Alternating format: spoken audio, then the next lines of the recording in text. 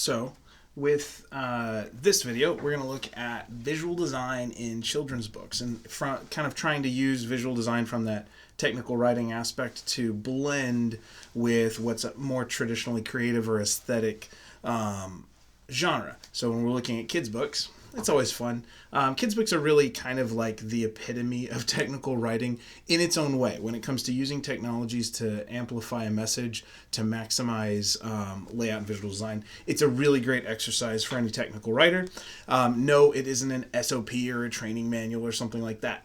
But it definitely takes an adept and skillful writer to be able to do these things well. So with that, let's push into it.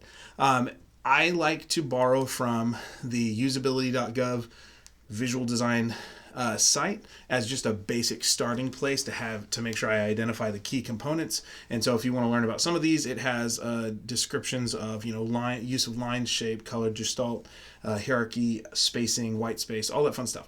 And it provides this example. So that's where I got this image from. So we're going to look, they've used those principles in a more traditional sense with website design, and I'm going to try and use these same principles to analyze how some children's books have done similar things. And hopefully that will help you if you are in the process of building a children's book, whether for my class or just randomly for fun, to think about these design elements that go into helping your reader uptake information and also make it more interesting and fun. So first, this is definitely a fun book, but more than the content, what we look at here is this is the cover, and anytime you're dealing with anything, you can do genre studies. So in this case, specifically, we'll look at a couple kids' book covers along the way, but you may start to notice certain features or trends. When I go to write an academic article, I've literally gone and looked at what were their first pages for the specific genre. I was writing a chapter in an edited collection and went and looked at like 20 different first pages for a chapter just to get the sense of how people started something like that. In the same way, you can do that with a kid's book.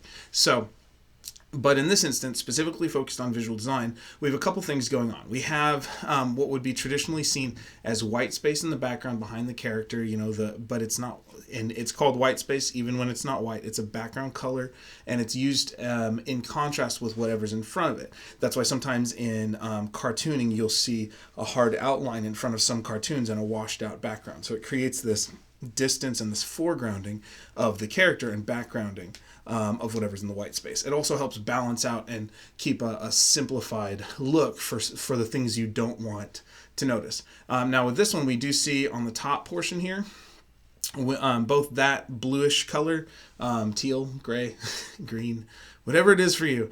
It's not the dress, I promise.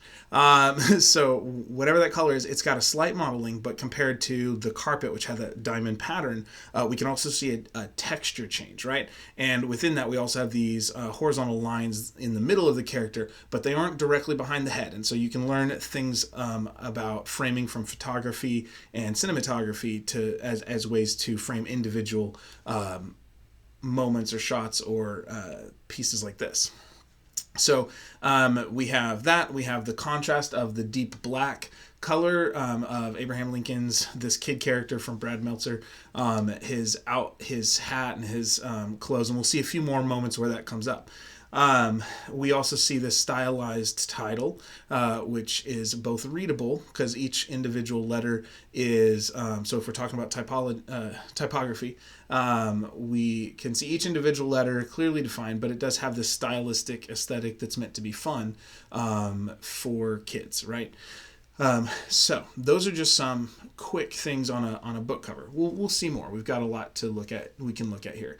One of the things I like about this book is Brad Meltzer's and his illustrator are constantly using Abraham's hat to create this framing and this shaping, and creating and using contrast between either text bubbles or text boxes over the black hat. So this is just one example.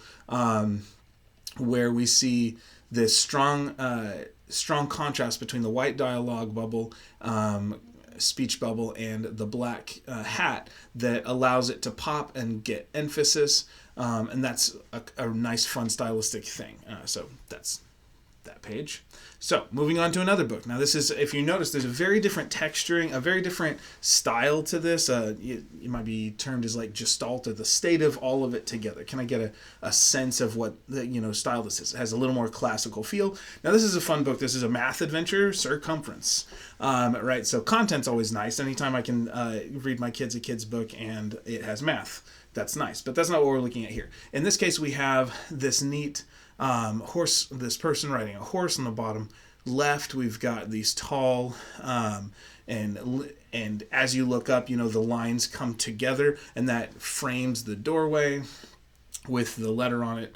And so there's a lot of leading lines that give us a sense of perspective and give us a sense of size. It's almost like we're a little kid looking up at a horse, looking up at a castle. And then we have a calmer, kind of clouded background. And if you notice, as it gets closer to the top, you see that there is a fuzzing or a lightening, color-wise, less saturation. Of color, and so it's almost like it gets bleached out, and that works really well to create a softer background to offset the title in that case. And we'll look at something, another similar strategy here. You can also see down by the nameplate a similar thing happening, because you have the yellow grass and Cindy Neuschander and the illustrated line by Wayne Guillen. So we can look at these. You can even see the kind of a frame in frame and a bit of contrast on the very far side over there, where there's this darkened column that's has a shadow on it and has a bit of a highlight, and that allows a little more depth. So in this image we get this layering effect, because we have the kind of castle parapet in the background, and then we have the door and the main character, and then off to the side and front we have one more kind of hint of a layer, like we're looking past a door frame or a gate or something like that, with that on the side. So just little shapes like that can help create depth when you're designing a page like this.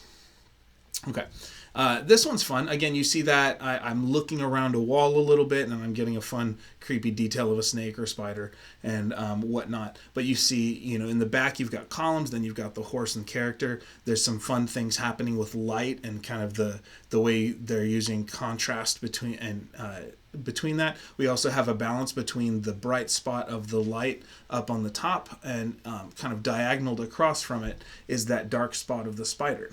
Now, the fun thing visual design wise here that I kind of like, and that students can use when thinking about, or when considering their text, is it has a nice it's like they used a text box for this text, or that they somehow, however they produced it, that's probably how they did it, but they created a background color on a text box, and behind the text they used a partially translucent background color to lighten the area behind the text to create more contrast with the background. And you can see on the bottom where they did it with just a part of the wall, and down here, and also with the yellow base. And so while this book has a more stylized aesthetic or gestalt to it, compared to Meltzer's book, you do still see some of that background and foregrounding with color and a little bit more of the balance. And you can almost see the curves of the snake kind of mirroring or reversing the curve of the horse's head. So you see a little bit of that back and forth hierarchy. Or really, actually, it's more of a balance or a symmetry thing. Sorry. All right, another fun book. We can look at Fancy Nancy. If you haven't looked at Fancy Nancy, great kids book, good fun things. One of the things I love in this book is its use of a gloss. Fancy Nancy's always saying, and she'll incorporate French, or she'll use some more advanced term, and she'll say, that's fancy for da da da da da, and it just gets embedded into the story. Now for the cover, we see a lot of motion. We see this downward slope. There's playfulness because she's spun around, but we see a balance between the brightness on the left of Fancy Nancy, and she's directly under the title. And then that's offset with the larger kind of Christmas ornament with the 50 in it and the subtitle here. Her family is in greens and blues, and she's in orange, pinks, and reds. And so those less those cooler colors are being used to background and create a balance between her bright foregrounding. So that's nice. And then we see the snow and the kind of cloudy and the light blue sky being used to offset some of the title or down at the bottom based on the creation of blah, blah, blah, blah. So that's a nice one. And then we see to balance kind of the green of a sister or a mom or a friend in the far top, other way. In the far back on the top of the slope, we see that little hint of green, and that creates this this nice sense of symmetry or balance across a diagonal. We do have dominance show up with fancy Nancy being big, right, and kind of taking prominence, and the same way that Nancy the character is foregrounded. So that's always fun. Let's see what else we have. In this one, the colors are probably more saturated because of some editing of the picture to get some shimmer off. But it's still a pretty colorful page, and we see a lot of different things.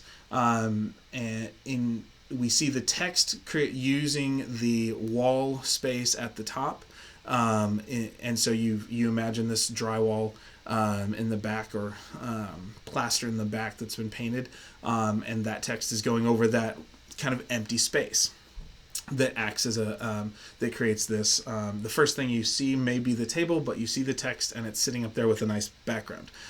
Because they're using the natural background in the scene, like we saw with the Abraham Lincoln book, you don't have to do the same type of transparency or opacity playing with that function behind the text, though it can be used as a nice way to create contrast as well. So in this case, we have Nancy and her friend create a line of symmetry, and then the dog with it has a similar styling with all its kind of decorations and bows and coloring with the plate of snowflake cookies, the 6-point ones, and then we see the blueberries along mirroring the plate on the green placemat. So we see a lot of this balance and symmetry kind of showing up in the design here.